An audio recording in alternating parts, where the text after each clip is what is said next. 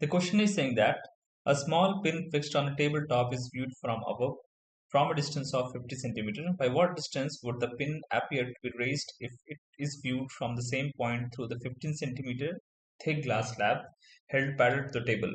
Refractive index of glass is 1.5 centimeter 1.5, and does this answer depend on the location of the slab?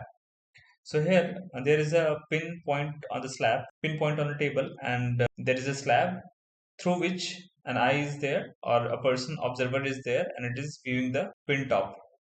Now we have to find out by what distance will this top be appear elevated. Like since the actual distance is 50 centimeter, then by what distance will it appear elevated because of this glass? So we know the formula for apparent depth or apparent length in this case, because the light is traveling from a different media, so there will be apparent shift. Now length apparent would be given by d1, that is the thickness of the glass, divided by mu1, that is the refractive index of this glass.